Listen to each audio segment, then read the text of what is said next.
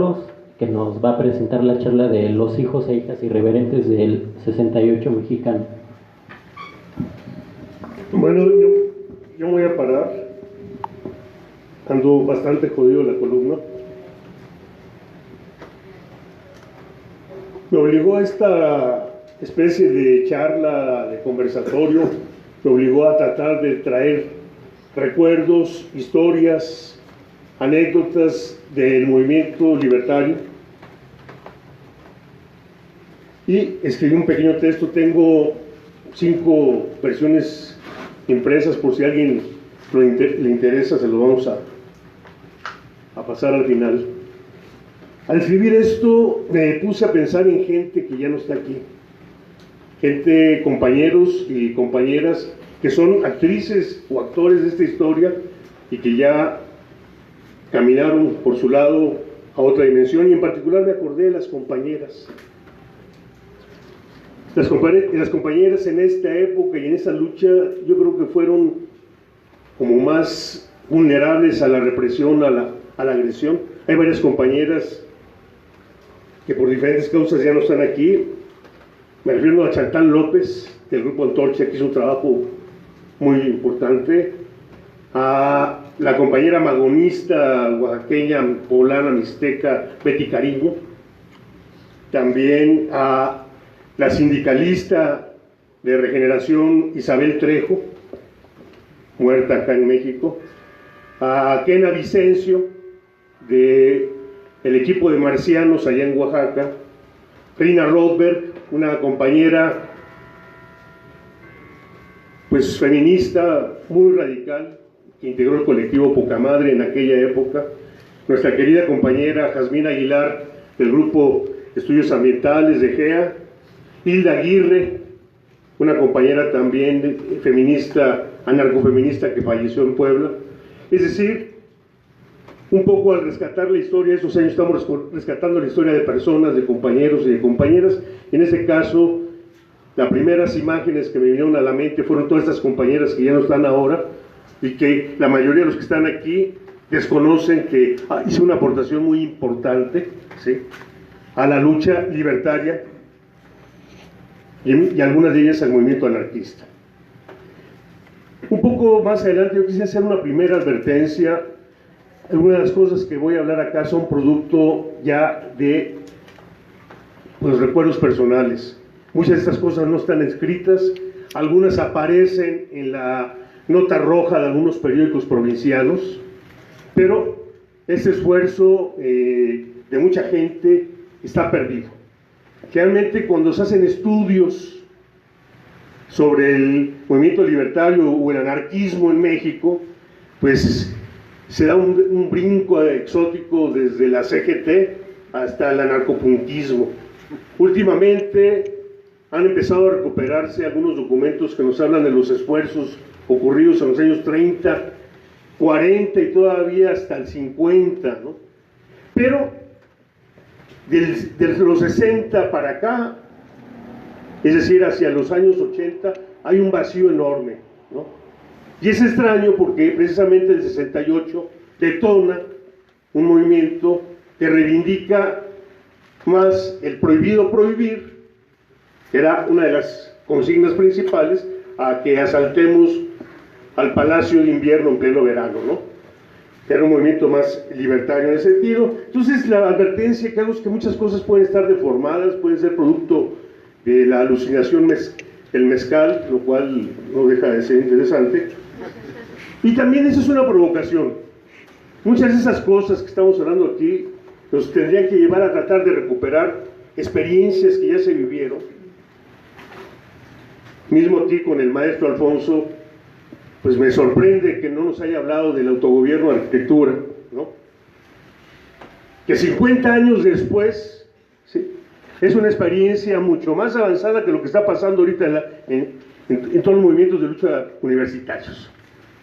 Así de sencillo. En aquel momento se planteó el asalto al cielo, cuando ahorita lo que se está planteando es meter al bote a los porros, ¿no? O sea, hay una experiencia que no debemos dejar perder, y que hay compañeros que también nos pudo haber hablado de la brigada Bakunin, en ciencias políticas del 68 y de otros procesos que ocurrieron por ahí. Pero la provocación es de que tratemos de rescatar esta memoria, porque buena parte de esta memoria es pues nuestra esencia, ¿no? Es nuestro presente, pero puede ser nuestro futuro. Yo no viví el 68 como otros compañeros, soy un poco más joven. Aparte, y lo digo claramente, yo era estudiante de secundaria en la provincia, ¿no? Sí, nos enteramos del movimiento porque el movimiento 68 no fue nada más chilango, que es una de las cuestiones que de pronto se pierde de vista. Hubo movimiento en Oaxaca, hubo movimiento en Nuevo León, en Durango, mismo en Chihuahua, hubo represión también en otros lugares. Fue un movimiento nacional, no fue un movimiento chilangocéntrico, ¿no? Eso es importante también que lo tengamos claro. Y bueno, el 68, aunque bien ya lo aportó casi todo aquí el compañero Alfonso, pues aquí no tuvimos ni guerra de Vietnam, ni en aquella época estábamos reivindicando el libre consumo de la mota, como lo hacían los probos en Holanda, ¿no? O tuvimos un movimiento situacionista. Aquí las demandas, como bien lo dijo, correspondían a una política de extrema represión del Estado mexicano. Y no es nada más lo que ocurre en el 68, sino lo que ocurrió en la Universidad de Michoacán, en la Nicolaita, donde hubo una represión muy fuerte, el movimiento del 66 en Durango, un movimiento popular que es arrastrado por aplastado por el ejército. Está la masacre de los copreros en Acapulco, está el reciente asesinato en aquella época de Rubén Jaramillo, cientos de ferrocarrileros encarcelados del movimiento vallejista, pero algo más, la represión dentro de la misma sociedad mexicana de aquellos años, ¿no?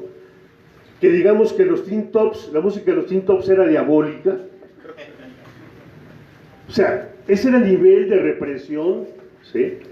El pelo largo, en Oaxaca, en aquellos años traía el pelo largo, te paraba la policía en la calle y te rapaba. Entonces había una represión al seno de la familia, una familia patriarcal, racista, machista. Entonces había una opresión muy fuerte. Yo creo que tanto la represión pública como la represión en la vida cotidiana hicieron una eclosión, sí, una explosión muy fuerte que pues de pronto hasta ni nos imaginamos, ¿no? Porque vinieron cambios, yo lo platico con gente mucho más joven ahora y no se explican pues, en qué planeta vivían ustedes, ¿no? Ahora, a mí me hubiera gustado más hablar del 69 y de los años subsecuentes, es más divertido, pero sí, yo creo que no nos podemos explicar muchas cosas de lo que ha ocurrido todos estos años si no ha sido por este movimiento del 68, que más que un año es una época. Hablemos del 68 como una época, como un proceso, como bien lo abordó aquí. Y bueno, pues los años posteriores al 68, principalmente toda la década de los 70, fue un tiempo muy cabrón. No había así como margen de que salte a manifestar o hace una protesta, porque inmediatamente te ligaban con grupos violentos, ¿sí? Había una persecución muy fuerte y dentro de esa persecución hubo compañeros anarquistas que cayeron. ¿Quién conoce la historia de Josué Moreno? Compañero de la Federación Anarquista de México, editor de Regeneración, que fue asesinado el 10 de junio en la Normal. ¿Nadie? ¿Quién conoce la historia de Jorge Luis Cárdenas, compañero politécnico que fue secuestrado por la Brigada Blanca en el año 75? O sea, hay un esfuerzo grande de los compañeros en este movimiento que se ha perdido en la historia, ¿no?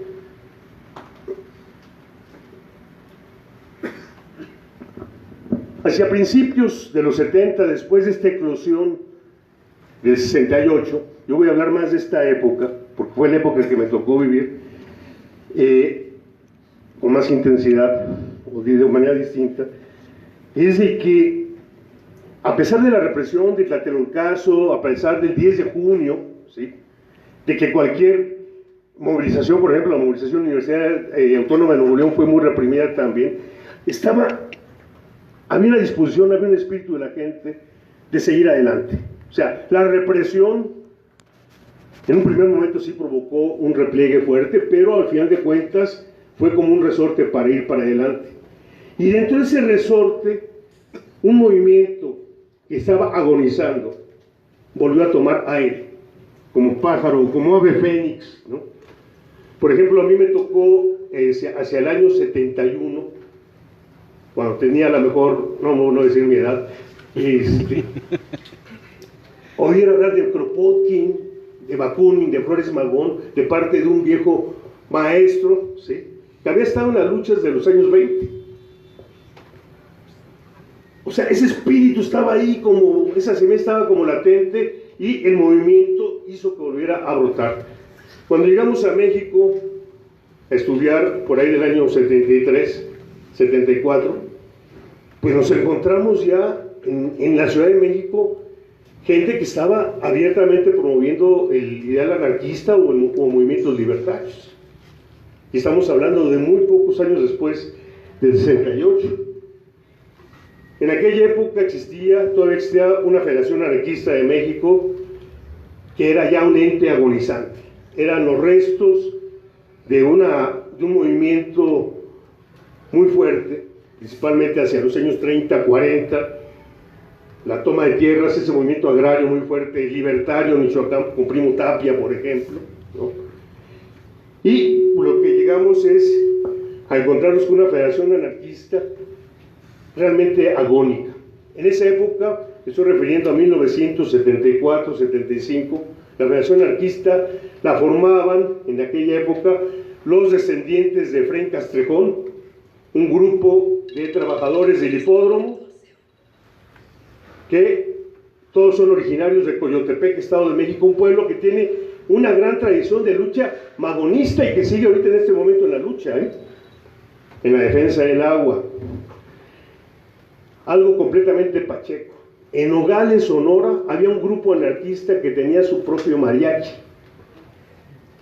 O sea, de día los veía uno así como el compañero tal, y en la noche lo veías acá, ay Jalisco, no te rajes, ¿no? O sea, era lo que había. Nos tocó conocer también en aquella época a Nicolás T. Bernal, un viejo que vivía aquí en la colonia Roma, que estaba muy lúcido todavía, pero a mí me provocó una crisis cardíaca cuando me enteré que las obras editadas, las ediciones del Grupo Cultural Ricardo Flores Magón, las utilizaba el viejo para el boiler. No, sí, no, o sea, era lo que había ya en ese momento.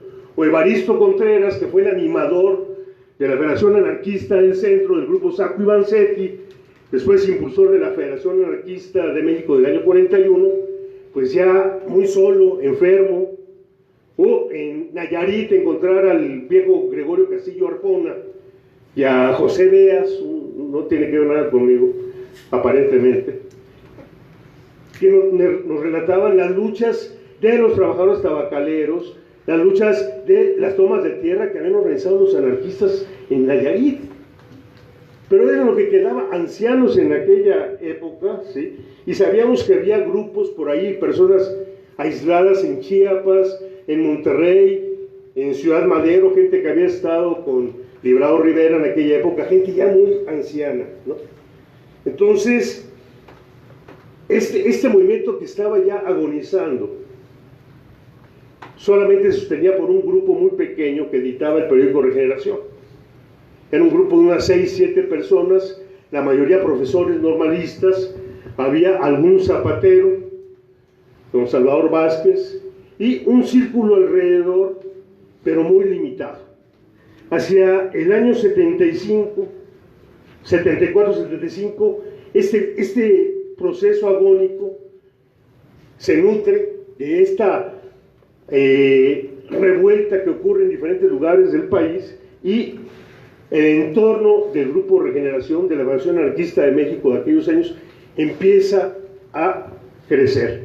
Y entonces encontramos una gran cantidad de grupos en temas muy distintos, con agendas muy distintas. Por ejemplo, en el grupo de Rock Antorcha, ¿no? Que hay discos todavía de ellos por ahí, después Omar se dedicó a la edición, pero pues nos tocaba verlo más bien tocando rock, ¿no? Los grupos feministas, no estoy refiriendo únicamente al movimiento anarquista, sino también a procesos libertarios, el grupo La Revuelta o el colectivo Poca Madre, los compañeros del grupo de estudios ambientales, que de alguna forma son los precursores de la ecología política, ¿no? Más en la lógica de Murray Bookchin, ¿no? Estaba también pues, la banda gay, ¿sí? Que son los precursores de este gran movimiento que hay ahora, que se llamaban las Mariposas Negras, ¿no? Entonces, en un recuento de lo que me acuerdo, va a haber muchas cosas que se queden fuera y que les corresponde a otros acordarse, porque a mí el mezcal no me da para tanto. Y en muchas escuelas, ¿sí?, vas a encontrar a grupos y colectivos libertarios. Les corresponde a ellos hacer su reseña, ¿no? A los compañeros de arquitectura, por un lado, que juegan un papel muy importante, yo creo que la propuesta más avanzada, pero encontrábamos hasta grupos libertarios en la escuela de veterinaria y zootecnia, ¿no? En muchas escuelas, en CSH Allende, en la Prueba Popular Liverpool, en la Universidad Benito Juárez de Oaxaca, en Sinaloa también. En todos estos lugares empezó a proliferar una gran cantidad de grupos libertarios que no existían como tales hasta antes del 68. Yo por eso les llamo los hijos y los hijos irreverentes, ¿no? Que trajo esta...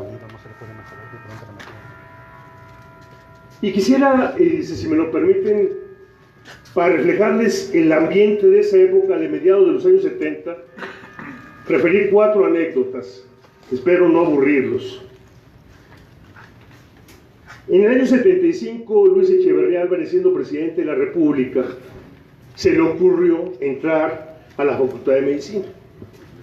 Y entró a la Facultad de Medicina con un gran, pues, operativo de porros, de policías, de civil, y se armó una protesta muy fuerte.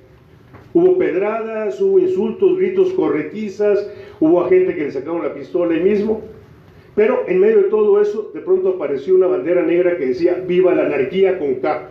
No sé si a propósito estaban rebelándose en contra de la ortografía, ¿no? O no les alcanzó el espacio, pero me llamó mucho la atención esa...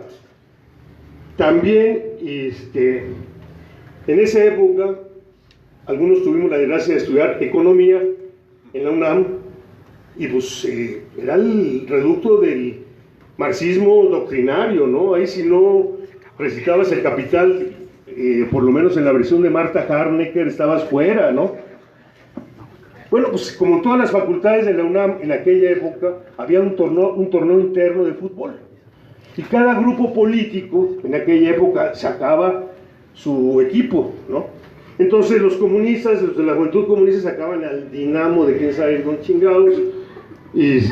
Los maoístas sacaban su equipo que se llamaba Los Proletarios.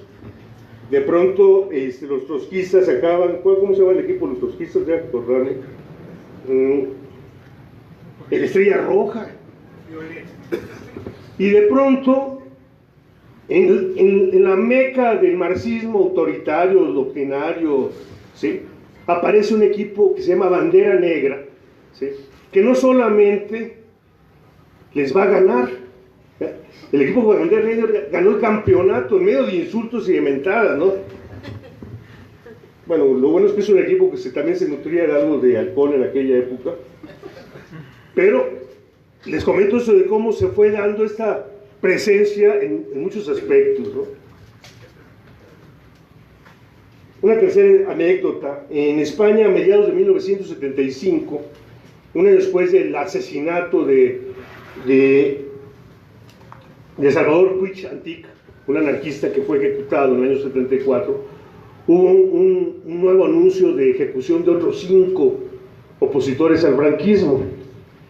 Se organizó una marcha, ¿sí?, por Paseo de la Reforma, y de pronto pues ya no era una bandera negra, sino de pronto tengo una imagen de que van varios individuos con banderas negras, entre ellos uno muy corpulento en aquella época que era con cola de caballo, que era Omar Cortés, pero también recuerdo aquí a Alfonso, que usaba cola de caballo, ¿sí?, en aquella época, con sus banderas negras, ¿no?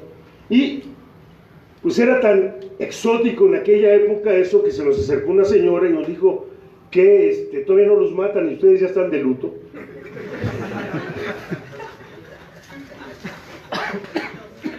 Y una última anécdota para no abusar. En 1978, el 2 de octubre, cuando se hizo la marcha para recordar los 10 años de la matanza de la Plaza de las Tres Culturas, hubo una marcha grandísima, ¿no? Y hubo un contingente ya muy grande con banderas negras, principalmente nutrido por la gente de lo que se llamó la Academia Negra de la Escuela Nacional de Antropología y Historia. Digo, es la prehistoria del movimiento esto realmente, ¿no? Entonces, pues era un grupo, aparte los anarcos de esa corriente eran muy desmadrosos, yo diría, en un sentido a lo mejor festivo. Entonces, uno de ellos se desprende del grupo con la bandera negra, se sube en plena plaza de las Tres Culturas y pone la bandera negra en el asta, ¿no? En lo alto, y de pronto del grupo de anarquistas se empieza a gritar, soy un coro que dice que se caiga, el compañero, ¿no? Y bueno, pues los increparon de qué se trataba y dijeron, bueno, es que el anarquismo en esta época necesita mártires, ¿no? Son anécdotas de cómo algo que aparentemente antes del 68 estaba ya en la lona, empieza a brotar con mucha fuerza, ¿no?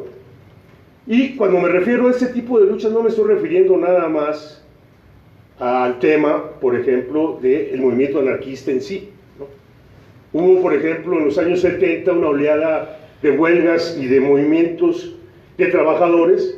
¿Quién sabe, por ejemplo, que en la tendencia democrática de Rafael, bueno, en el SESTER, Sindicato de Trabajadores Electricistas, y después en la tendencia democrática de SUTER, había compañeros anarcosindicalistas, o también restos de aquellos polvos textileros de la fábrica Hércules en Querétaro también se reivindicaban como libertarios.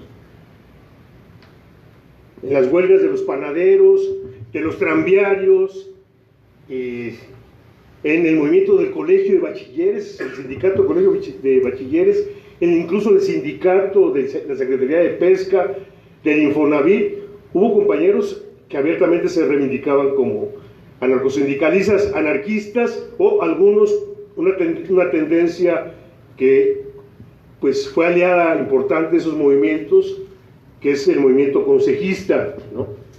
Había un grupo que no enumero acá, pero que es importante, que es Cooperativa de Cine Marginal, ¿sí? Otro proceso muy interesante que tenía pues varias fuentes que lo nutrían. Y hubo huelgas muy importantes en aquella época. Yo recordaría la huelga de Spicer, una huelga muy fuerte, una huelga que enfrentó a la policía, y bueno, pues ahí había compañeros libertarios, ¿eh? Entonces, hablando de cine cooperativa marginal, casi todos los cineclubs en aquella época en la universidad estaban administrados por compañeros libertarios. Filosofía, economía, etcétera, etcétera. O sea, sí proliferó la banda, ¿eh?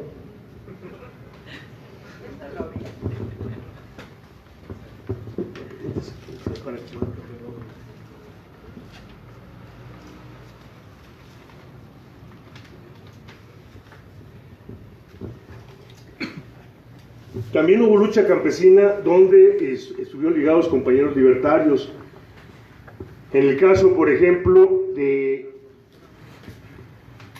campamento Tierra y Libertad de la Huasteca Potosina, pues, que fue muy reprimido, hubo compañeros libertarios. En la creación de la Unión Campesina del Estado de Querétaro por parte del Grupo del Rebelde de la Federación Anarquista, pues fue un proceso completamente de compañeros anarquistas que fue muy reprimido, y yo creo que todavía no supimos lo que pasó.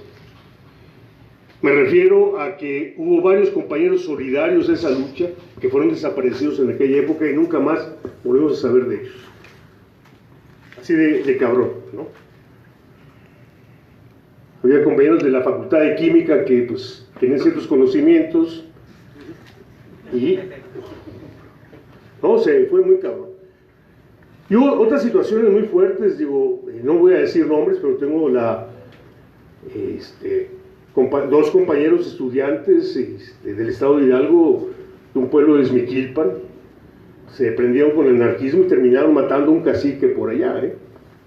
O sea, hubo historias fuertes en esa época. Y también otro aspecto importante fue la lucha del movimiento urbano popular, donde también aquí el maestro Alfonso jugó un papel importante, porque el autogobierno de arquitectura estuvo ligado a varios procesos de solidaridad y asesoría con movimiento urbano popular en Acapulco, en la misma Ciudad de México, y usted ya dirá en dónde más, ¿no? Pero en otras colonias y en otros lugares hubo presencia también importante de compañeros libertarios o anarquistas en este caso. Hubo varias tomas de tierra en aquella época en la Ciudad de México, en los Pedregales, en Santo Domingo, en las Lomas de Padierna. Estuvo la lucha fuerte del campamento 2 de octubre, ¿no? Y los compañeros que eran profesores daban clases en las escuelitas ahí. Había cooperativas también de consumo que estaban siendo un proyecto muy interesante, muy avanzado, que creo que son líneas que tenemos que recuperar de acción, porque varios compañeros que trabajaban con grupos campesinos en Morelos, en Querétaro, en Guanajuato, traían sus productos directamente a vender a las cooperativas de las colonias populares acá. Fue un proceso difícil de mantener porque necesitaba recursos y pues no había bancos abiertos a esa hora. Entonces, pues ¿dónde no andaba la plebe? Y una gran cantidad de publicaciones. Ya se hablaba del trabajo que hizo el grupo Tierra y Libertad de los exilados españoles. Yo quisiera decir también que había una suerte de choque con los compañeros españoles, porque como que tenían siempre una actitud de superioridad sobre los mejinacos, ¿no? Entonces había ahí como unas reservas que no voy a comentar ahorita para no comentar el chauvinismo, pero algún día lo platicaremos eso. Pero por ejemplo hubo publicaciones como Autogestión, Acción Directa, La Revuelta, todos los libros que hizo Ediciones Antorcha en aquella época, Regeneración, que aparecía cada vez que se podía, la fotonovela Lágrimas de Lagartija, Caos, con el maestro Subirats por ahí, El Rebelde, y un trabajo editorial que es muy desconocido y que es muy importante, de un compañero del Istmo que se llama, espero que esté vivo todavía, Eber Matus, no sé si lo conozcan. Ese compañero vive en Chiapas. Lo último que sabía él de hace 2 años es que vivía en Chiapas, pero hizo un trabajo muy fuerte de editorial, financiado fundamentalmente por 2 sindicatos, lo cual es interesante también. Y desde luego hubo publicaciones que tuvieron un impacto muy grande. Hubo una publicación que salió por ahí en el año 74, 75, que se llamó El mito del partido, que fue así como un detonador, una discusión fuerte al interior de ciertos círculos de gente que no tenía nada que hacer. Y bueno, pues, y aquí quise yo referirme en particular a alguien que dejó una huella importante, que todavía la seguimos de alguna forma pues homenajeando, recordando, reconociendo, que es al viejo Ricardo Mestre. Su oficina ahí en calle Morelos, que yo creo que algunos de ustedes alcanzaron a conocerla todavía, era así como un reducto de gente que iba a buscar publicaciones, a cambiar publicaciones, a pasar chismes, ¿no? De ahí surgió la biblioteca Reconstruir, pero el trabajo que hizo Ricardo no solamente fue el de promover pues la figura y la idea de pues principalmente el movimiento libertario, sino que, pues en mi caso particular, a mí me salvó la vida. Hice alguna vez un escrito donde relato cómo este viejo intervino para rescatarnos ahí de un problemita, ¿no? Entonces, y también en Oaxaca, yo quisiera rescatar la figura de dos personas, dos compañeros, que siguen muy activos. Yo diría que mientras más viejos, más activos, extraño estrellamente eso. Yo creo que la cercanía con el fin te hace aprovechar más el tiempo. Me refiero a Humberto Escobedo, que todavía creo que este martes acaba de presentar un nuevo libro sobre Flores Magón. Se quedó obsesionado el compañero, tiene como 30 libros sobre Flores Magón. Y Benjamín Maldonado, que ha estado haciendo un ejercicio muy importante de ligar el comunalismo indígena con el pensamiento de Flores Magón. En ese sentido, también quisiera destacar aquí el trabajo que hizo Jacinto Barrera, Salvador Hernández Padilla, y incluso Armando Bartra, con el que hemos tenido fuertes diferencias, ¿no? Entonces había una gran cantidad de publicaciones, incluso también de grupos de teatro que presentaban los cuentos de Flores Magón. Un grupo ahí en el Politécnico que se llamó Regeneración, que hizo varias presentaciones de esto. Y una parte que yo no quisiera extenderme, pero que me preguntaban cuál había sido la presencia de compañeros anarquistas o libertarios en la lucha armada en aquella época, que para nosotros sigue siendo como un tabú todavía, ¿no? Digo, por las implicaciones de que en aquel momento vimos cómo algunos compañeros desaparecieron, ¿no? Y bueno, pero sí, en el día como ese 23 de septiembre hubo compañeros, en la BRES también, ¿sí? Y de alguna forma también en el Partido de los Pobres, por Lucio Cabañas también nos llegamos a topar con algunos compañeros, algunos ya hemos vuelto a saber, compañeras que ya no hemos vuelto a saber de ellas.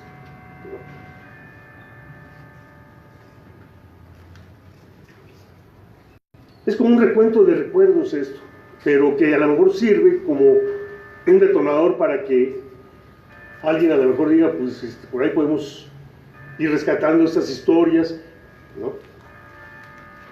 Bueno, así nos pasamos los 70s. Muchas de esas cosas no están escritas o no están recuperadas porque esa era una época casi, yo diría, de clandestinaje. Era época que había campos de concentración en Guerrero. O sea que no hay puntos medios. Acción Directa en aquella época se ligaba directamente estaba relacionado con la lucha armada.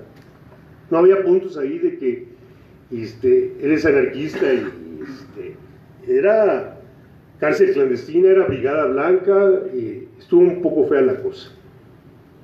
Pero pues sobrevivimos.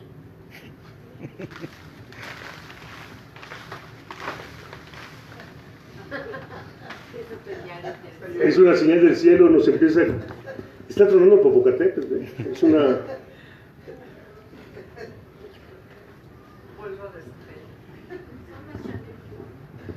Fíjense que ya este proceso se empieza a modificar a principios de los años 80, cuando una parte importante, ya desde los años 70, pero ya desde los años 80 con mucha fuerza, una parte importante de los compañeros que eran parte de este proceso se van al estilo de los populistas, de los narodiki rusos, se van al campo, ¿no? Entonces de pronto nos encontramos a compañeros de la Academia Negra en Oaxaca, en la Sierra Norte, nos encontramos también a otros compañeros en Puebla, en Chiapas, ¿sí? Y en Morelos también, otra gente, Veracruz, ¿no? En diferentes proyectos, pero tratando de generar desde abajo o impulsar desde abajo proyectos autogestionarios. Y pues varios nos encontramos en esa época en la Sierra Norte de Oaxaca. Creo que Alfonso andaban ustedes más por el rumbo de Yalala, aquí por aquel lado, ¿verdad? Otros andaban más por el rumbo de Islán. Pero es interesante esto para que vayamos, por lo menos, pensando que hay otras expresiones libertarias, autóctonas, que muchas veces las despreciamos, ¿no? Y me refiero a que en esos años, muy a principios de los años 80, en la Sierra Norte de Oaxaca, surge una propuesta que es la comunalidad, que en muchos aspectos, ¿sí?, recupera el espíritu libertario, autogestionario, que pues tiene el movimiento anarquista, pero abrevando de una fuente autóctona, no europea, ¿sí? Y en ese sentido, pues algunos nos clavamos por ahí. Eso y el mezcal nos dominaron, eso lo tenemos que reconocer. Nos fuimos perdiendo ahí en la... Y pues de pronto bajábamos aquí a la Gran Babilonia, como le decíamos, y pues nos íbamos con el Mestres, así le decíamos a Ricardo, Mestres, en plural, no sé por qué. Y nos íbamos en esa época el tianguis de Chopo era itinerante, entonces tenías que andar viendo por dónde se instalaba, porque se cambió como de 6 o 7 lugares en aquellos años. Y pues todavía teníamos como energía, fuerza y una, pues, tendencia suicida muy marcada, porque de pronto nos íbamos a Tlalnepantla a escuchar ahí a la banda Bostik, ¿no?, de aquellos años. Incluso con un compadre que dijo que iba a venir y que no vino porque creo que le ganó la reuma, sobrevivimos, ¿sí?, un slam ahí en Sayor, con Rebels de Punk, me acuerdo, ahí que nos metimos esa bola y creo que resultamos embarazados. Bueno, era la época donde ya el anarcopunquismo, bueno, hubo antes, a finales de los 70 y a principios de los 80, hubo un antecedente del anarcopunk, que fueron los chavos bandas, y acá hubo un consejo popular, juvenil y popular de Carlos Flores Magón, ¿no? Y ahí hay denuncias de chavos ahí de Santa Fe, ¿no?, o de Chimalhuacán, que decían, nos persiguen porque somos magonistas, ¿no? Entonces, pues ya fue la forma en que nosotros nos fuimos metiendo más a Oaxaca y perdiendo contacto con el movimiento libertario, y ya definitivamente en el año 84 yo me autoexpulsé del movimiento anarquista. Dije, hasta aquí. Me invitaron a una charla ahí en el Instituto de Investigaciones Sociales de la UACO, de la Universidad de Oaxaca, y pues estaba haciendo frío en Oaxaca. Entonces llevé mi chamarra, pero tengo una chamarra donde tengo a la Virgen de Guadalupe bordada con lentejuelas, y a los anarcos españoles les molestó eso. Hijos de la chingada, pues si ellos no tienen a la Virgen de Montserrat es su bronca, pero aquí hay una corriente histórica rebelde que nos identificamos con la Guadalupe, ¿no? Entonces sí me cansó, me molestó mucho esa falta de respeto, y también les molestó que les dijera que me parecía más radicalmente libertario José Alfredo Jiménez que a las barricadas, ¿no? Vamos a un mundo donde no haya leyes ni... ¿no? ¿O no? Entonces ya pues ya nos fuimos haciendo de lado del movimiento. Acá de pronto sí tenemos contacto con los compas, de pronto nos enteramos de algún detenido ahí por la Cruz Negra anarquista, hacemos nuestra cooperacha y les mandamos algún aporte leve, alguna conferencia, pero ya casi nos hemos retirado y nos dedicamos más bien a la lucha con los pueblos indígenas. Hemos estado más bien en ese espacio, nos dedicamos ya pues a cosas menores, ya formamos ahí una organización de la cual sigo siendo parte, que es la Unión de Comunidades Indígenas de la zona norte del Istmo, con una lucha fuerte desde hace más de 30 años.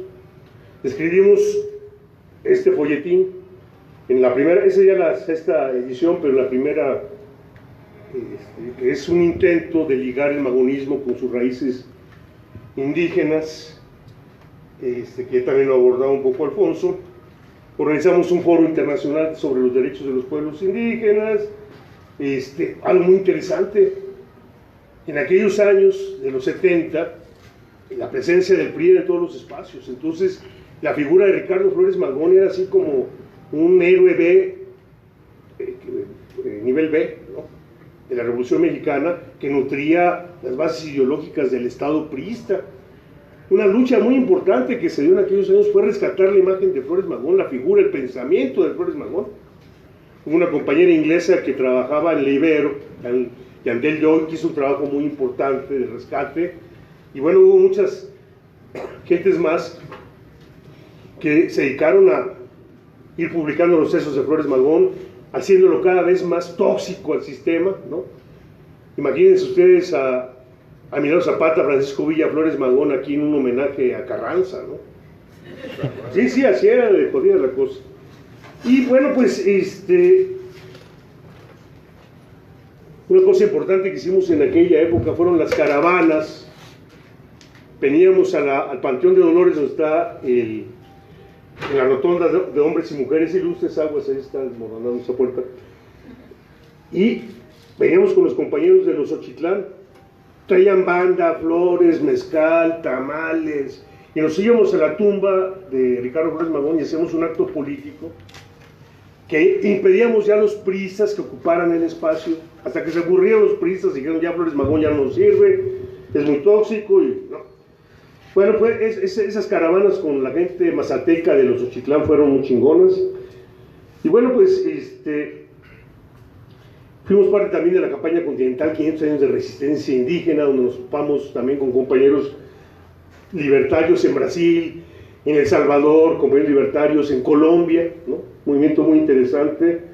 Y pues ya pues de los 80 lo único que me queda decir es de que tuve a mi primera hija, tuve 2 divorcios y logré sobrevivir al encono de un coronel que me agarró mucha tirria, que dijo que me iba a matar, pero creo que fracasó. Hay muchas historias más que les toca a ustedes conocer por otra gente. Yo soy nada más aquí, como le dije a una amiga, que era una versión onírica de recuerdos, pero que a lo mejor pueden servir de pistas para que esta historia, este esfuerzo no se pierda, ¿no? Porque pareciera que hay un vacío ahí, y hay un vacío que creo que es importante llenar. Y bueno, ya después, con cosas ya menores, formamos el primer Consejo Indígena y Popular de Oaxaca, Ricardo Flores Magón, el primer CIPO, ¿no? Estuvo cabrón. Fue muy famosa una marcha que hicimos allá en Oaxaca, cerca de la época de Navidad, donde varios compañeros iban disfrazados de Santa Claus, pero con una cara de calavera, ¿no? Hubo niños que se espantaron. Participamos también en la construcción del Congreso Nacional Indígena y participamos también en el tema de la APO, de la Asamblea Popular de los Pueblos de Oaxaca. Y bueno, entonces caminar, ¿sí? Dentro y fuera, hemos ya encontrado mucha gente que a veces se dice anarquista, a veces no se dice anarquista, está peleada a veces con las siglas, con las etiquetas, pero que está haciendo su luchita por ahí, por construir procesos interesantes. Entonces, yo creo nos topamos a gente por todos lados. Yo hace poco estuve ahí por un pueblo al sur de Mérida que se llama Sotuta, de quién sabe, y de pronto me sorprende porque una pared ahí, una A de acracia, ¿no? Entre Mérida y Sotuta, ves ahí, pues en Yucatán nunca pasa nada acá, ¿no? Entonces, ya quiero terminar nomás para decirles que la principal aportación del 68 y de esa época fue el surgimiento de muchos movimientos, muchos con una perspectiva que va más allá del vanguardismo, de la toma del poder, y que reivindica lo más importante, que creo que es la aportación que muchas veces el anarquismo y otras corrientes libertarias le dan la espalda, que es la libertad personal. Yo creo que la principal herencia de ese 68 salvaje, romántico, contradictorio, sangriento, fue de que ese derecho a hacer lo que como nosotros queramos, de no aceptar imposiciones, de impulsar formas de participación autogestionarias, pues es una herencia de ese movimiento y que vale la pena reivindicar. De pronto, en esos tiempos, ve uno las grandes marchas de mujeres, las masivas movilizaciones de la comunidad lésbico, gay y todo lo demás, ¿no?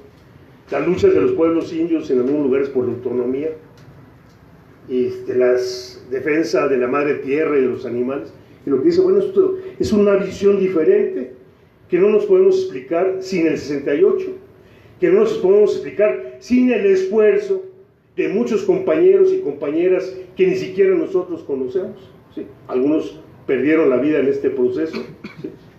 Y que pues merece de alguna forma que esa experiencia, que es nuestra, no se pierda, no la cancelemos porque está viva, hay muchas líneas que nos pueden llevar a pasar a una ofensiva en esos tiempos donde pues pienso que estamos enfrentando condiciones cada vez más difíciles, ¿no? Yo creo que hay una experiencia acumulada, una fuerza y un conocimiento latente que vale la pena ser reivindicado. Y bueno, yo quisiera en ese caso nomás agradecer, este texto no hubiera sido posible porque tengo muchas faltas de ortografía yo,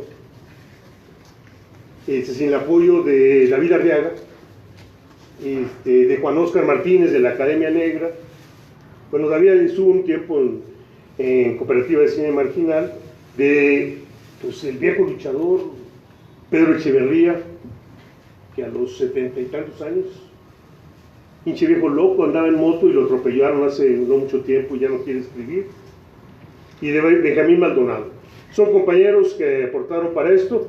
Les agradezco la atención, y quien tenga voluntad, ya no nos queda un librito de estos, y nos quedan creo que 3 libros de la lucha en Oaxaca, que la estamos vendiendo ahorita como para poder pagar medio el boleto y echarnos unas cervezas más tarde. Salud y revolución social. Gracias.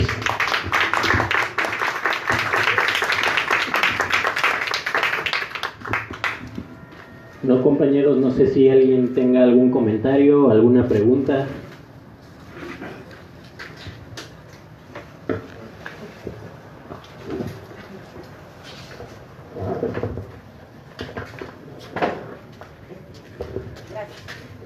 Gracias. Pues yo vine muy emocionada porque a pesar de que hay tantísimas cosas, muchas absurdas e impresionantemente paradójicas sobre el 68 que se están dando a nivel institucional, ¿no?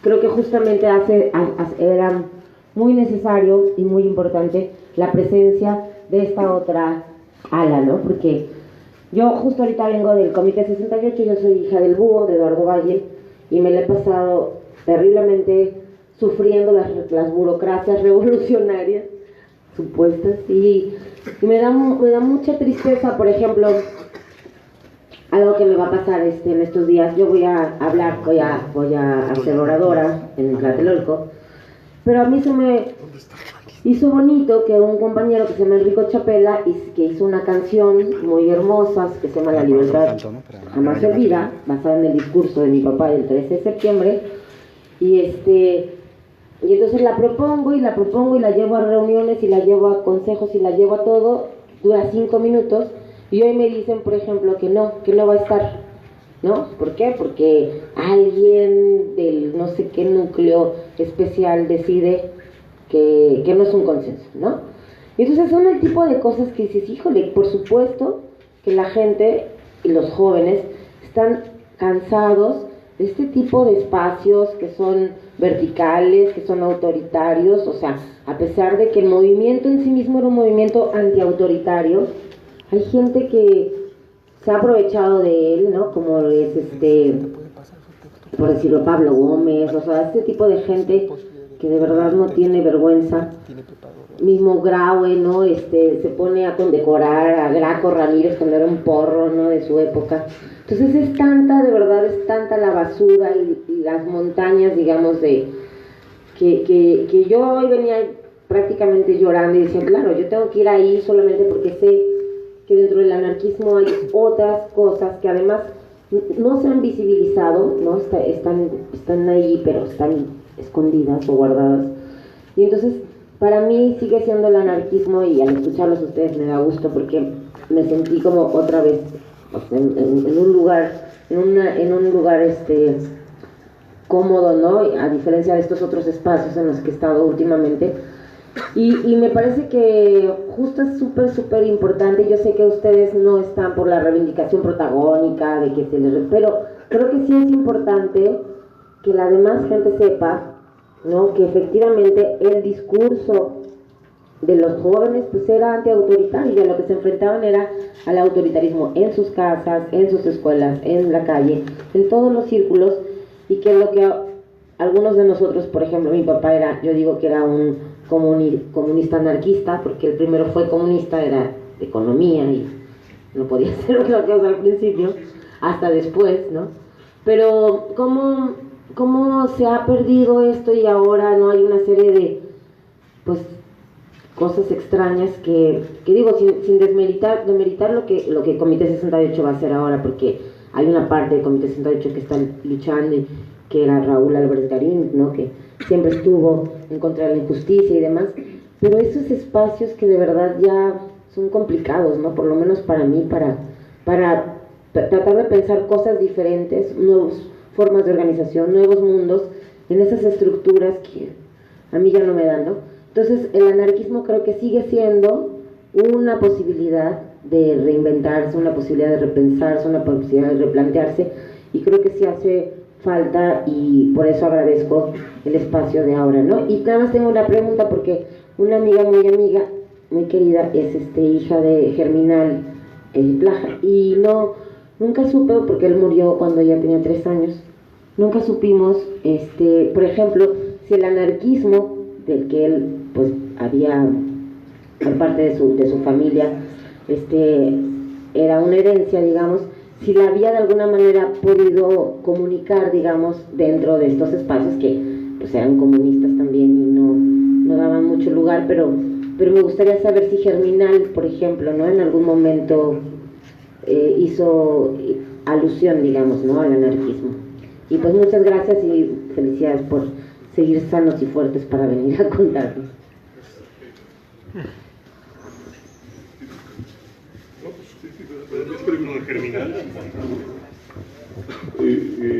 Pues me da mucho gusto que estés aquí, compañera, y sí, qué bueno que, digamos, que se puede enriquecer esta perspectiva amplia.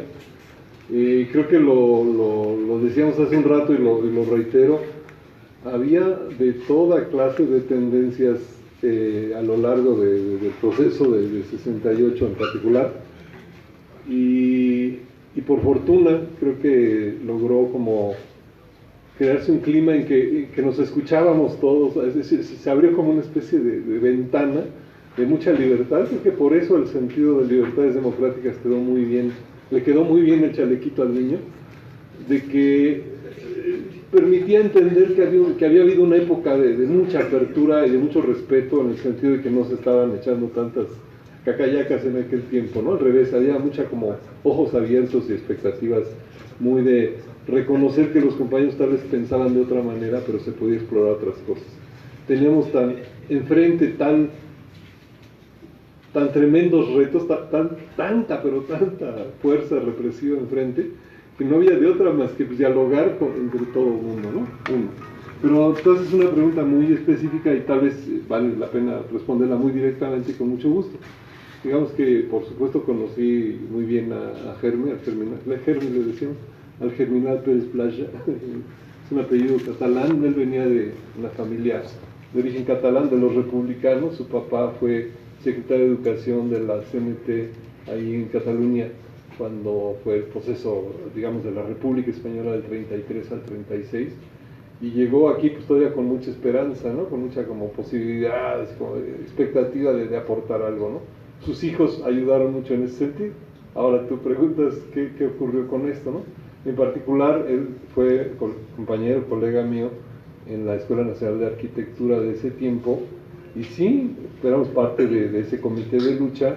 De hecho, él fue el eslabón de vincular a muchos compañeros de ese comité, como les comentaba hace un momentito, con la gente, no solo con el equipo de gente que todavía sobrevivía de la experiencia republicana, o sea que fue muy, muy lindo, pues estos hijos de la República que estudiaron en la UNAM con nosotros, nos permitieron conocer mejor esa herencia republicana de lucha muy libertaria, muy radical en España. Pero por el otro también hubo una aportación muy significativa, por lo menos entre otros compañeros de Germinal, ocupó un lugar muy destacado en lo que fue la construcción, decía Carlos Veas, del autogobierno. Voy a dar un detalle sobre esto para que se entienda mejor la importancia del compañero Germinal, ¿no? Primero fue el eslabón, decía yo, de esa experiencia de viejos republicanos muy fogueados, de cómo transmitirle al movimiento estudiantil de acá, o al movimiento estudiantil popular, algunas prácticas que mejoraran las cosas. Les voy a dar solo dos ejemplos. Cómo esta familia y Germi, las discusiones que teníamos en casa de su familia, abrían su casa a todos los compañeros del comité de lucha que queríamos platicar con ellos y nos llevaban al Centro Republicano Español y luego nos ayudaron a vincularnos con viejos magonistas, con Efrén Castrejón y otros que acabo de citar, veas, ¿no? Bueno, eso por ese lado, pero por el otro, ya respecto al movimiento en sí, quiero dar dos ejemplos muy concretos. Uno, en la Escuela Nacional de Arquitectura, a diferencia de otras escuelas, fíjense lo que voy a decir, no se planteó una discusión desde que los estudiantes como comunidad tomaran las instalaciones y fueran a huelga contra el mal gobierno que había hecho tales barbaridades allá en Prepa 1. No. La sugerencia muy concreta, y lo entenderá quien haya trabajado un poquito estos temas en el trabajo social, así de lucha, fue: piensen su lucha, compas, como una lucha de una comunidad que incluye a profesores, trabajadores, administrativos, en fin, piénsense como comunidad, como si fuera un sindicato plurisectorial que da la lucha en tanto comunidad organizada. A diferencia de otras escuelas que solo los estudiantes tomaban las instalaciones y las autoridades sellaban las instalaciones y los estudiantes a través de su comité de lucha se hacían cargo de las instalaciones en la huelga del 68, en arquitectura, aunque con una severa discusión, sobre todo de resistencia de las autoridades académicas de la propia escuela, pero la discusión fue: bueno, si ustedes son personas, si esta es una comunidad de personas, aunque tengamos diferentes roles, unos somos académicos, unos somos estudiantes, otros somos trabajadores manuales, pues esta comunidad decide que se va a la huelga por estas barbaridades que ha hecho el gobierno. ¿Sí? Pues sí.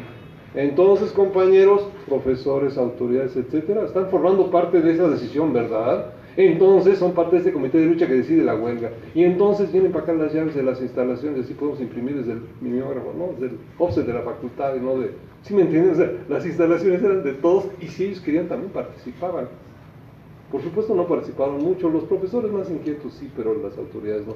Pero lo que quiero decir es que se fijan esa idea política diferente de pensar a la comunidad en lucha de una manera diferente, nos la heredaron generosamente y nos llevó a una visión de las cosas que permitió no solo tener brigadeo hasta con profesores y trabajadores, etcétera, lo que en muchas otras partes solo eran brigadas de estudiantes, sino también tener al interior de la escuela lo que llamamos la Brigada de Revolución Académica. Los mejores talentos de la facultad, que a su vez pues, también se sentían inquietos de qué hacer, fueron los que ayudaron a forjar en ese seminario. Digamos que a lo mejor eran tímidos para irse a parar en un mercado o en un camión con unos estudiantes y a botearnos. No le entraban a eso, pero bien que le entraron a una reflexión basada en que, oye, si no queremos una facultad y una universidad que reproduzca el orden reflexivo ese que tenemos en la calle tan bárbaro, pues ¿cómo le hacemos?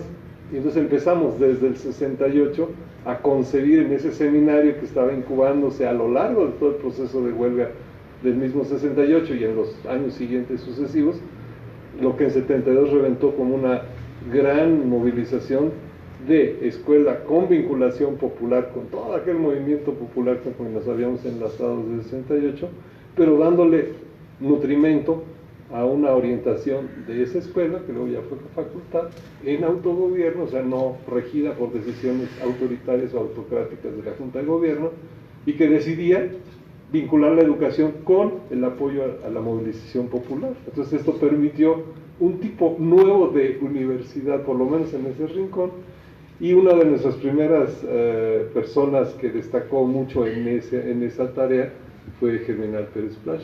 O sea que en ese sentido le puedes contar con toda tranquilidad, hasta que murió Germinal, él estaba jugando un papel muy destacado en esos trabajos de la escuela y así se lo reconocíamos, ¿no? Pero les decía que esa es una experiencia que nos heredaron los compañeros republicanos.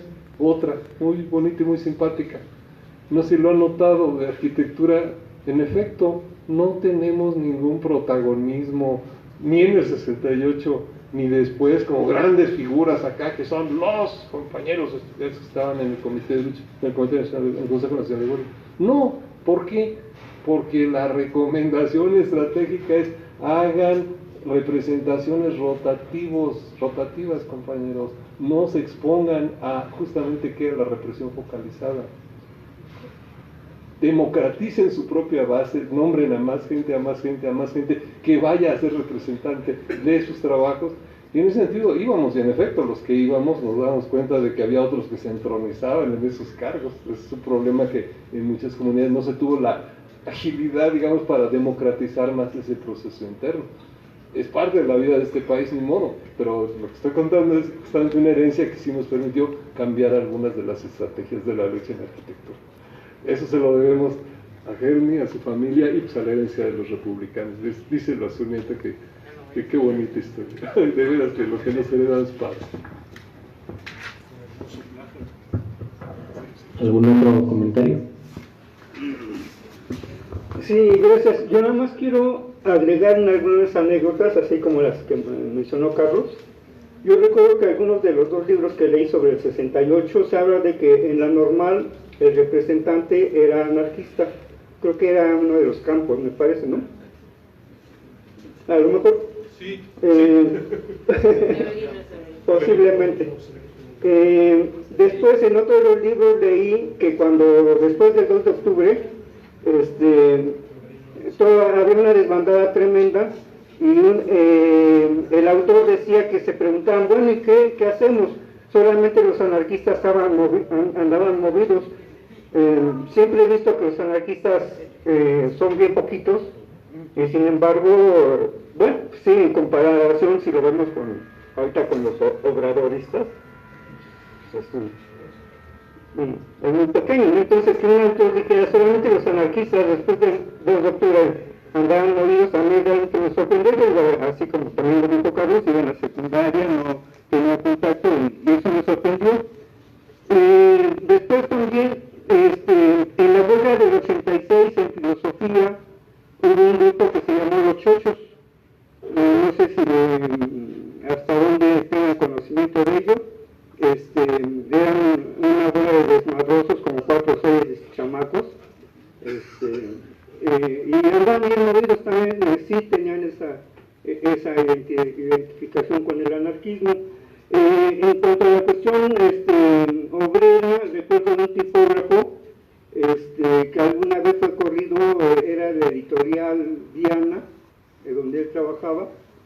Y él en su momento, cuando yo lo traté, me habló también que habían desaparecido a un anarcosindicalista como por Yucatán. Realmente ni él sabía el nombre, nada más me lo mencionó así de pasadita. El grupo de Generación apoyó a una mina en Querétaro, que el cacique de ahí se la quería quedar, no tengo más detalles de eso. Y en Querétaro se hacía un periódico que se llamaba Recompita, ¿sí? Algo así. Se mencionó el grupo Academia Negra en ese momento, también existía un grupo que se llamaba Los Resentidos y otros Los Felices, también con ese mismo tipo de intenciones. Antes o después, no sé qué haya pasado ahí. Primero Los Felices. ¿Perdón? Primero Los Felices. O primero, no, pues eran casi paralelos, algo así, pero bueno, nada más para mencionar estas otras anécdotas que pues ahí está la situación, ¿no? Es decir, yo nada más ando así de pasadita. Voy a pedir la palabra para tomar la palabra. Dice que los anarquistas luego eran minoría, ¿no?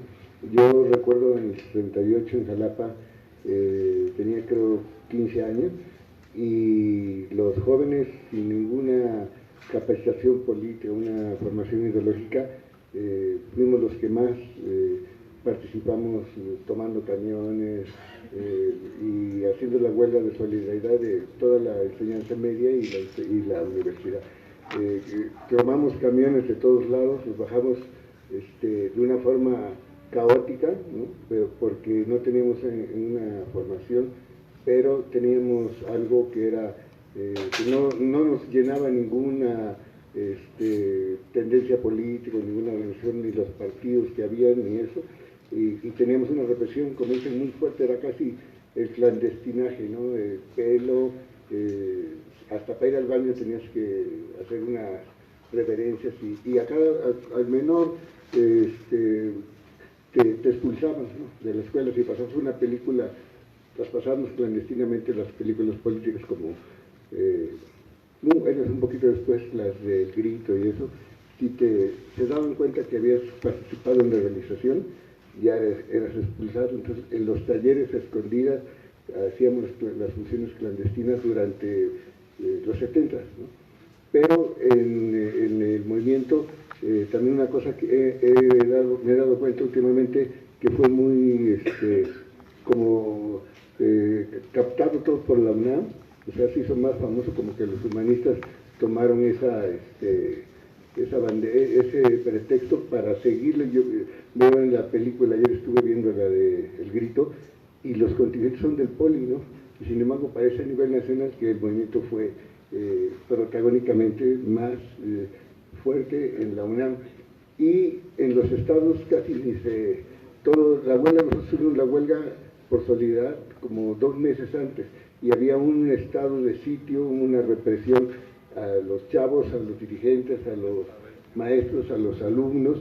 Desde antes de octubre ya había una represión selectiva donde los políticos de Jalapa, ¿no?, estaban ya en la cárcel. Entonces, antes del 2 de octubre ya había una represión muy fuerte en sindicatos, trabajadores y todo, pero era selectiva. Y otra que ahora vi ayer unos archivos del periódico y de aquellos años, y no vemos al ejército, y el ejército tomó el centro de la ciudad con sus bayonetas y eso, y ahora dicen que fueron los granaderos, ¿no? O sea, quitándole al ejército el peso, ¿no?, de la responsabilidad. No es cierto.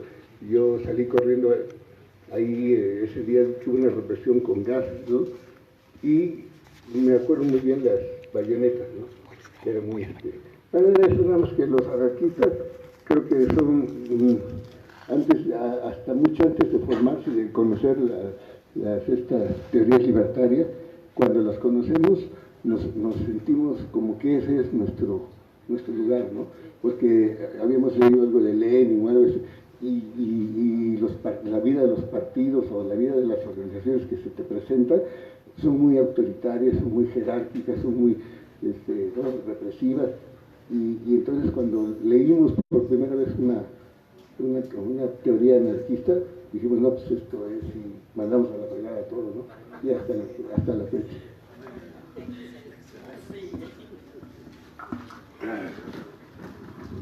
Bueno, yo rápidamente nada más, creo que hubo muchas más experiencias. Lo que tratamos es rescatar las que nos acordamos. Ahorita que tomaba la palabra el compañero, yo le pedí a Severino Campos que me diera su opinión sobre el proceso. Me dice, yo no estuve en el 68, estaba en Michoacán, ¿no? El hermano Galileo es más chico, entonces ellos tuvieron participación en la normal superior, pero ya después del 68. Y en el caso de la mina San Joaquín, pues ahí falleció un compañero, precisamente un electricista, uno de los hermanos González Fonseca, falleció ahí, le cayó, porque quiso echar a trabajar la mina, ¿no?, sin tener mucha experiencia, y se murió. Pero yo creo que hay muchas experiencias por ahí a lo largo y ancho del país. Hace poco comentaba con compañeros de Sonora que tienen su propio proceso por allá desde hace 30, 40 años. Y el problema es de que yo siempre pongo como ejemplo 2 compositores oaxaqueños. Hay un compositor, pues para nosotros muy querido en el Istmo, que se llama Chu Rasgado, que es excelente compositor, pero que no es conocido a nivel nacional porque nunca vino a México, ¿no? Y hay otro compositor oaxaqueño muy famoso, ese de que fui del amor ave de paso, que es muy conocido, son de la misma época, tienen canciones hermosas las dos. La diferencia es de que lo que no viene a México no se conoce, ¿no? Y en ese sentido hay experiencias de lucha muy interesantes, que me parece que tienen que ser reivindicadas. Y es parte de, pues, de un acervo propio. Yo vi claramente el impacto, ahorita que decía el compañero de que son pocos los anarquistas. Me tocó estar en el 2001 en las movilizaciones en contra, bueno, las globalifóbicas en Quebec. Entonces eran movilizaciones muy fuertes, principalmente de jóvenes, y pues por un lado iba el bloque negro dando madrazos, pero iba una banda grandísima que se organizaba en asamblea circular, todos representantes sentados en el piso, y quien tenía el mandato de coordinar la asamblea era una muchacha muy chiquita de origen hindú tal vez, que daba la palabra. Para mí no hubo una expresión más clara de lo que es democracia directa, representación directa y un acuerdo directo que al final de cuentas se construyó a partir de una historia larga que tiene el movimiento. A lo mejor nadie de ellos leyó a Fermín Salvochea, ¿no? Les parece exótico a lo mejor Luigi Fabri, ¿no? Pero hay una forma de hacer las cosas que está impregnada en muchos movimientos, principalmente en aquellas etapas donde la revuelta está presente. Yo recuerdo, por ejemplo, las barricadas en Oaxaca, ¿no? Se constituyeron de la forma más espontánea. De pronto alguien decía, van por allá los hijos de los escuadrones de la muerte, y hasta la abuelita llevaba el perol ahí, pues, ¿no? Y no era alguien que diera la hora en camaradas, no, es un movimiento de autoorganización. Yo creo que por ahí está la pista de lo mucho que se puede seguir construyendo. Pues esta luz aquí parece peligrosamente amenazante, ¿no? Digo, yo no sé a qué horas comienza la película, pero... Gracias, compañeros.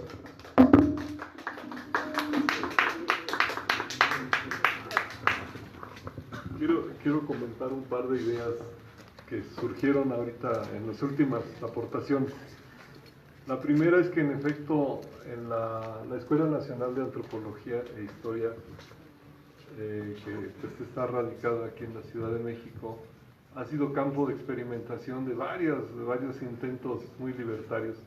Uno de ellos fue la Banda de los Felices, en efecto, prácticamente toda una generación de antropología social allá por mediados de los 80 se lanzó a una visión sumamente heterodoxa, bastante libertaria y muy como de experimentar. Prácticamente algunos ni continuaron la formación como tal, sino que prefirieron experimentar otras formas de práctica social, ¿no? Pensando que tenían clara la idea de que la propia educación formal les alejaba cada vez más de la gente, como decían, ¿no? Y por el otro lado, en efecto, también una de ellas, otra de esas experiencias es la de la familia Oso. Yo soy uno de los ositos de esa familia. Es decir, que sí, en otro momento mucho antes, en los 70s, a principios de los 70s, contribuimos a crear un clima pues, de mucho mayor pluralidad de ideas y de explicación. Comentábamos que en algunas escuelas, di el ejemplo de la de arquitectura, literalmente se revolucionó la currícula y la manera de vincular la propia formación educativa, digamos, con la realidad así popular. En el caso de la Escuela Nacional de Antropología, que además tiene, se podría decir, un gran pues, vínculo práctico, orgánico con muchos pueblos indígenas, como que por mucho tiempo se ha entendido que la antropología en México es hacer trabajo de campo étnico, ¿no? Así, con comunidades indígenas, cosas así, entendiendo esas diferencias culturales, llevó a una especie de, también después del 68, de, vamos a decirlo, movimiento de revolución, volaron a sus autoridades, en fin, no llegaron, se puede decir, tan lejos como a constituir un esquema de autogobierno, pero entre 72 y 74, entre 71 y 74, se transformó completamente la currícula, y en esa transformación muy fuerte de la currícula se dieron toda clase de experiencias. Ahí nació la familia Oso como un vector de innovación, ¿no? Era bastante divertido el pensar de otra manera y no reducirse solo a las cátedras de marxismo 1, marxismo 2 y marxismo 3, que era lo que predominaba como ideología en la formación académica en la ENA en ese tiempo, ¿no? Ese es uno de los comentarios que quería hacer. El otro me llamó mucho la atención, coincidieron, creo que dos de ustedes, en lo siguiente. ¿Qué tanto, decía alguien, creo que Miguel, ¿no? ¿Qué tanto muchos de los chavos que participaron, mucha de la gente que ha participado en movilizaciones, reacciona espontáneamente y va más allá de las reglas, actúa más allá del orden establecido? Y esto no porque haya leído a un gran teórico de la insurrección, sino simplemente porque siente que en su tiempo, o que las condiciones del momento favorecen que se actúe de una manera más libre, ¿no? Yo creo que eso es importantísimo a meditar. Regreso con ello a lo que yo les decía hace un principio de mi charla hace 2 horas. El 68 como que abrió una ventana de oportunidad y mucha gente olfateó esa libertad, olfateó esas libertades de poder actuar de otra manera, se sintió esa libertad. Yo conocí muchos chavitos que se rebelaban y salían por la ventana si no los dejaban ir a la manifestación, chavitas también, y se quedaban en la brigada que dormía en la noche en su escuela. Había una rebelión ahí contra un orden familiar realmente irracional, pero en realidad su acto personal estaba muy ligado al sentido que le daban a su acto de participar en una movilización social más amplia. Esa vinculación tuvo una cristalización muy poderosa en ese 68 y estaba cargada, porque estaba el aire cargado de todo ese conjunto de nuevas ideas que verdaderamente son formidables cada vez que aparecen y reaparecen. Vale la pena, si tenemos hijos, pues ahora sí que escucharlos y ver que se están moviendo también de otra manera. Si queremos recordar bien qué nos pasó a nosotros mismos y por qué nos movimos, a lo mejor no porque habíamos leído gran cosa de unos o de otros teóricos, ¿no? Pero creo que ese tipo de momentos en que la espontaneidad y la radicalidad social de los deseos o la radicalización de los deseos le gana al orden, son buenos momentos si uno sabe avanzar en ese tiempo, en ese momento, y apoyar a quienes también sienten eso, ¿no? Son de los momentos en que más puede moverse la humanidad hacia adelante. Que el reto adicional es no caer en procesos regresivos en donde se pierde mucho de lo avanzado. Eso sí es todo un reto formidable. Tan formidable como esto, déjenme ilustrárselo de esta manera, perdón, es una anécdota que vale la pena mencionar, aunque sea triste mencionarla. Les estaba hablando de ciertas experiencias que teníamos un poco más visualizadas en la Escuela Nacional de Arquitectura en 68. Por el fogueo que teníamos una fuerte discusión de perspectiva y de estrategia. Déjenme regresar, digamos, al 15 de septiembre de 1968. Si ustedes han visto por ahí, no sé si se haya tocado, en fin, se celebró el grito de independencia en el local de CEU, pues en los locales de CEU, y Eberto Castillo dio el grito. Fue un grito bastante insurgente, es decir, bastante fuera del orden. Eso era un desafío simbólico verdaderamente estratosférico ya. Por menos que eso a Pérez Prado lo habían corrido del país por intentar un mambo con el himno nacional, ¿no? Lo que no pasó con Jimi Hendrix, que se pudo dar el lujo de tocar el himno de los Estados Unidos con su guitarra eléctrica en Woodstock, y se aguantaron porque, bueno, luego le echaron un ácido muy pesado en su copa, ¿verdad? Es decir, que hay otras cosas ahí que pasaron en Estados Unidos. Pero lo que quiero decir de México es que había un clima tal que, por ejemplo, nuestra asamblea de escuela, la mañana del 18 de septiembre, la deliberación es que ni vamos a más mítines, ya está tan desatada la represión que no tiene caso exponer a nuestra gente de comunidad a esa represión. El gobierno está tan emperrado en que su olimpiada y quiere mantener un orden, y se veía día con día cómo la represión iba subiendo de nivel, de tal suerte que no recomendamos ni estamos de acuerdo en nuestra votación en el Consejo Nacional de Huelgas, no hay que hacer más mítines. Y hay toda una discusión, si se fijan y peinan fino en los documentos de época, que casi pareciera, perdón que lo diga así de brusco, casi pareciera que hubo una intención muy fuerte de provocar que el mitin del 2 de octubre ocurriera, aunque había ya una gran resistencia en muchos plenarios de asamblea de escuela, de que no ocurriera. ¿Por qué? Por la represión que se venía encima, era casi obvio. El 18 de septiembre, cuando ocurrió la entrada del ejército a Ciudad Universitaria, ¿saben por qué fue? Estaban claros que iban a agarrar a toda la dirigencia de los sindicatos, del sindicato ferrocarrilero que se iba a reunir con la coalición de profesores ahí en la Facultad de Ciencias, que estaba en medio del campus. Y si querían, ¿sí me entienden? No era solo golpear al personal que estábamos por ahí, querían también golpear a otros sectores sociales, no querían que se extendiera la popularización del movimiento. Desde esos días, nosotros dijimos ya ni un movimiento más hacia mítines, etcétera. Lo llamábamos así simpáticamente, seguro entenderán la imagen, con la táctica del cangrejo. ¿No se han fijado en una playa cómo le hace un cangrejo cuando viene la ola fuerte? Se clava en la arena, viene la ola, pasa la ola y el cangrejo sigue feliz, sale de la arena. Es decir, que había que protegerse frente al oleaje de la represión para poder seguir el movimiento después de su olimpiada. Una parte significativa del movimiento fue claro de eso antes del mitin del 2 de octubre. Que algunos hayan ido porque la decisión del Consejo Nacional de Huelga o porque estaban entusiasmados en que había que seguir reivindicando, bueno, con todo respeto, pero lo que les quiero decir es que la discusión de ideas ya daba para que una visión más profunda, clara de la lectura de la represión indicaba que ya no había condiciones para seguir moviendo por lo emperrado que estaba el poder. Entonces digamos que, de modo, así son los movimientos sociales, que si fue provocación, que si tal, que si ya iban los del batallón Olimpia por ellos, que estaba perfectamente armada la represión, ya lo sabemos después, ¿no? Ya sabemos después que pasaban muchas cosas que no sabíamos ese día, pero la lectura de los hechos indica que pareciera que tuvimos algunos, por lo menos, una reflexión un poco más clara de lo que estaba pasando. Esa discusión era parte viva de un movimiento importante a dar y a seguir dando. No hay que irse siempre con las fintas de lo aparentemente más radical o más audaz. Hay que cuidar la retaguardia de los movimientos siempre. Gracias.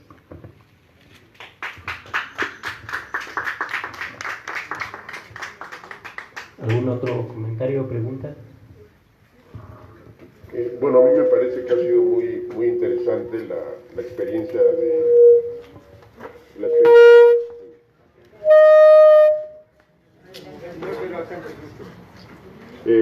me parece que ha sido muy interesante.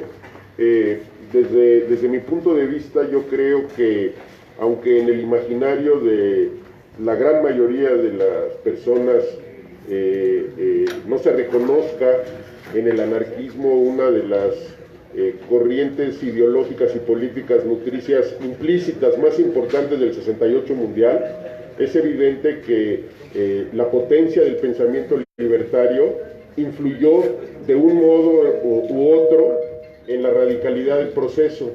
Entonces, yo les quisiera preguntar a los dos ponentes, porque me parece que sus dos intervenciones han sido complementarias y muy ricas, si no comparten la percepción de que, por ejemplo, esta semana parece que ya se decidió en el Congreso de la Unión o en la Recámara de Diputados poner en letras de oro la Generación del 68, un reconocimiento como un Estado mexicano que de manera muy cínica o desvergonzada reconoce un mea culpa, pero minimizando el 68, como descafeinando el 68, como asimilándolo, digamos, al ritual de la política histórica convencional según la conveniencia del Estado mexicano.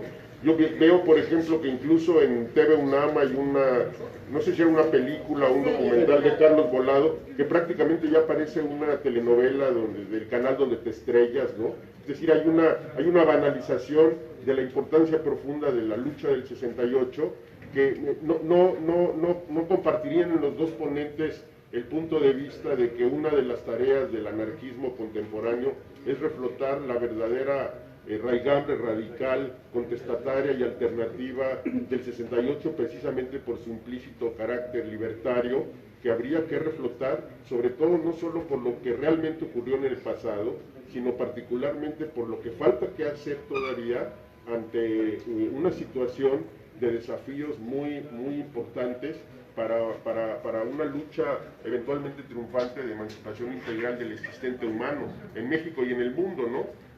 Una cosa que quería decir, por ejemplo, respecto a los resortes que detonaron el 68, por ejemplo, de la imaginación parisina, una vertiente que también influyó mucho en la radicalización, no solo ideológica, sino política, que fue capaz de construir la alianza del movimiento estudiantil con el movimiento obrero y que condujo a una huelga de más de 10 millones de asalariados, etcétera. Yo tengo la impresión de que fue también la represión a los trabajadores argelinos migrantes en Francia, que en 1961 habían sido reprimidos de una manera verdaderamente salvaje. Si bien es cierto que la represión del régimen de Gaulle no fue tan brutal como el crimen de lesa humanidad de Díaz Ordaz contra el Consejo Nacional de Huelga y contra el Movimiento Democrático y Popular, que hizo filas al lado de los estudiantes, me parece muy importante, digamos, advertir este tipo de cosas, porque en realidad no se trata de ver quién tiene el balance correcto del 68, sino de luchar contra la despolitización de la memoria, que es muy implícita, incluso en el chingado obradorismo zen, que parece de orientación ruizcortinista respecto a la historia mexicana, ¿no? Muchas gracias.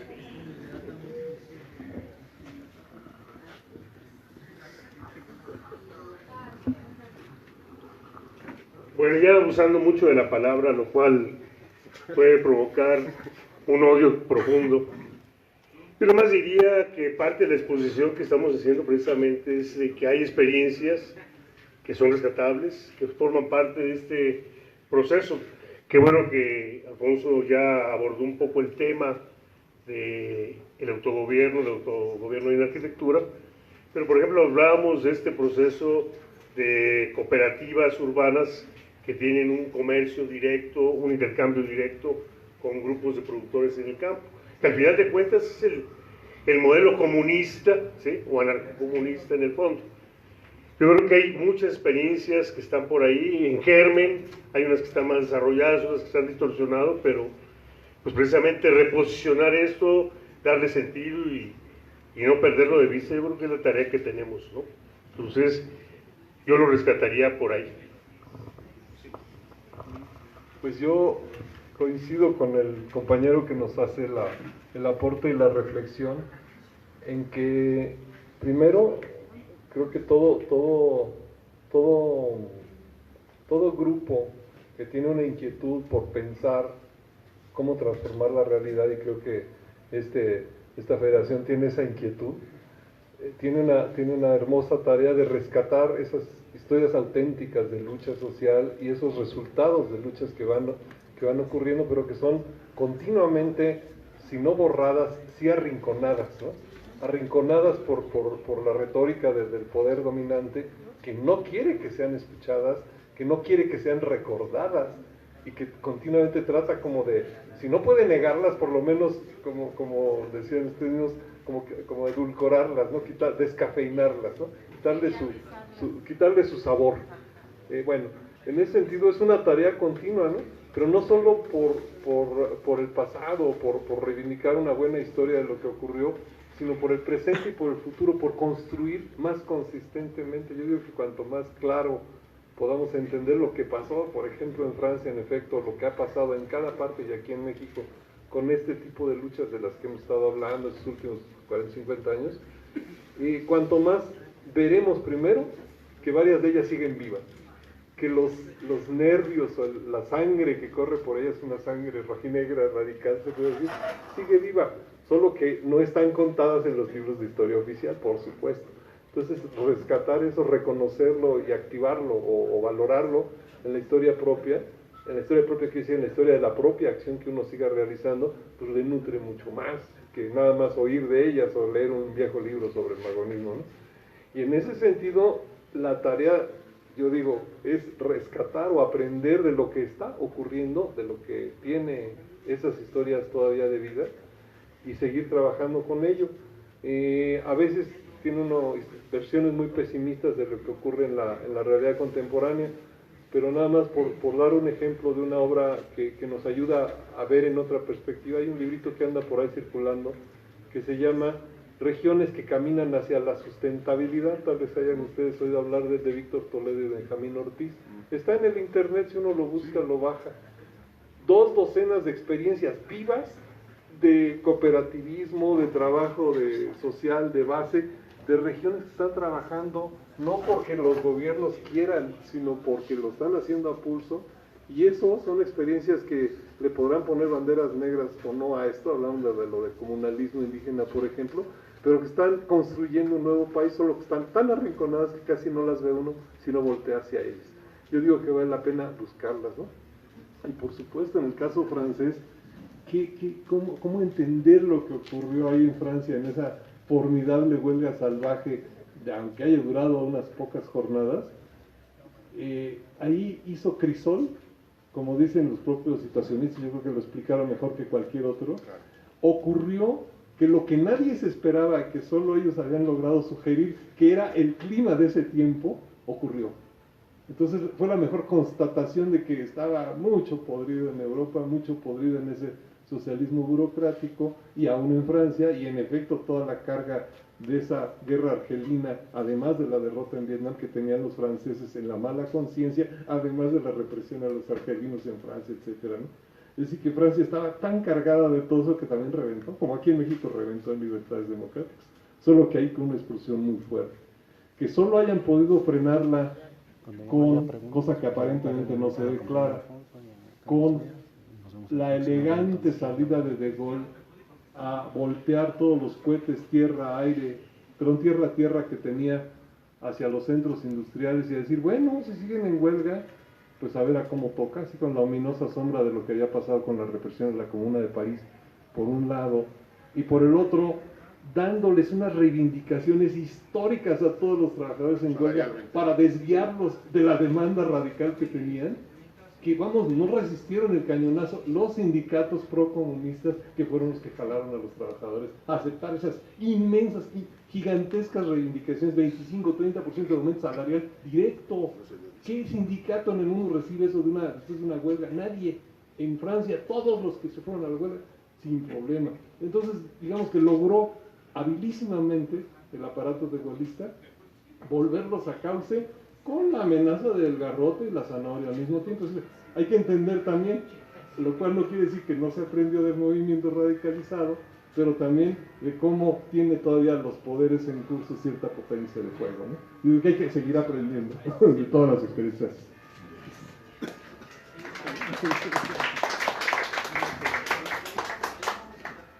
¿Alguna otra participación? Solo de la brigada Bakunin, que no Sí. Pues ahí, los abuelitos, pues ahí hubo comentarios que nos llegaron unos compañeros cuando estábamos escribiendo esto, que un grupo de ciencias políticas que formó la brigada Bakunin y que fue parte también del comité de lucha en ciencias políticas, ¿no? Ya hablan de varias acciones importantes que hicieron, pero casi es comentario, no mítico, sí existió, pero sí un comentario muy superficial. Yo creo que parte de lo que estamos haciendo o tratando de provocar es que podemos, cada quien en algún momento de odio, de ocio, ir recuperando algo que sepamos por ahí. Incluso a veces en nuestra misma familia hay historias de los abuelos que ni siquiera sabemos, ¿no? Entonces, yo me acabo de enterar que mi bisabuelo era cirquero. Buenas noches, gracias. Y el nieto maromero. Eso se vio medio feo. Dije mi bisabuelo. Bueno, compañeros, pues muchas gracias a todos por venir. También muchas gracias al compañero Carlos y al compañero Alfonso por esta charla tan enriquecedora. Y pues los esperamos en los siguientes eventos.